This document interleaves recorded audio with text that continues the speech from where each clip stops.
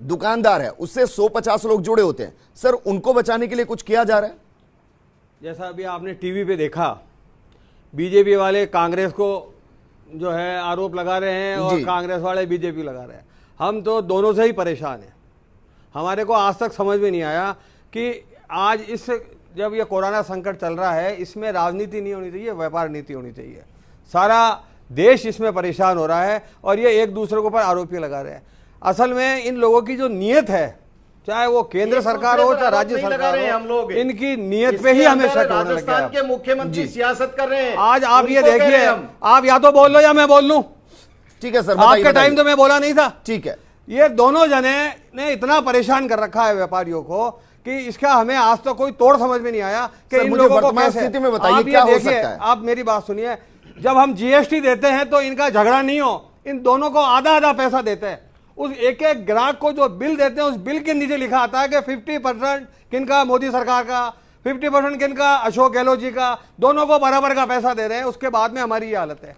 इन्होंने इतना परेशान किया हुआ है। आज की तारीख के अंदर हम दुकानदारों के लिए कह रहे हैं, ये कह रहे हैं कि हमारी जो है अर्थव्यवस्था खराब हो गई, ये हो गई, दुकानें खोल दो, ये खोल दो। हमने इनको यही कहा कि आप या तो ये कह दो कि दुकानदार तुम आत्महत्या कर लो, उसके लिए अगर है तो आप तैयार हो जाओ, नहीं तो आप ये तो कम से कम करो कि दुकानें खोलने से पहले हमारे को हमारे सुरक्षा के लिए कोई उपकरण तो दो।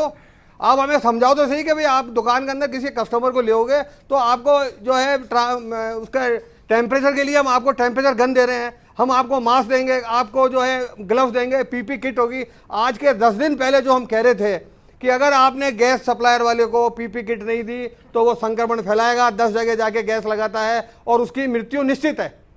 उसके अलावा हमने सब्जी वालों के लिए कहा, हमने किराने वालों के लिए कहा, लेकिन ये लोग सुनते ही नहीं है। और आपने अखबारों में देखा होगा पिछले 10 दिन में जो जो चीज़ें मैंने कही है वो सारी चीज़ें हुई है। दुकानदार मर जाता है, उसके मरने के बाद में ये एक पैसा उसको मुआवजा नहीं देते हैं और ये और कहते हैं कि दुकानदार तू जब मरा था वो आखिरी बिल कौन सा काटा तूने, कि साहब ये 10,000 का बिल, इस आखिरी बिल के अंदर का 500 रुपया तुम केंद्र को दो और 500 रुपया तुम राज्य सरकार को दो और तुम्हारे घर वालों को बोलो कि डेड बॉडी उठा के ले जाए और शमशान में जला दे।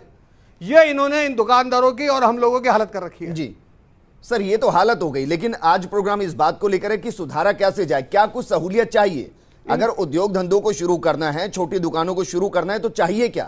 हमको सबसे पहले तो सुरक्षा चाहिए, उसके अलावा कोई आर्थिक पैकेज हमारे को दिया जाए। इसके अलावा इनको चाहिए कि बैंकों को बोले कि ये ज़्यादा से ज़्यादा जितने भी जिनके इनके पास जिन्होंने आज जो प्रॉपर्टीज रख रखी है बैंकों ने, किसी ने 5 करोड़ की प्रॉपर्टी रखे, किसी व्यापारी को या किसी उद्योगपति को, किसी फैक्ट्री वाले को 1 करोड़ का लोन दे रखा है जी, और तुमने 5 करोड़ का माल दबा के अगले को 1 करोड़ दिया है, तुम उसको 2 करोड़ रुपए दो, 2.5 करोड़ रुपए दो, तुम उसको तो कम से कम इतना पैसा तो दे ही सकते हो ना, तुम्हारा पैसा तो सेफ है। उसको ये देंगे नहीं, लेकिन ऐसे जनों को दे देंगे जो पैसा लेके देश से भाग जाए।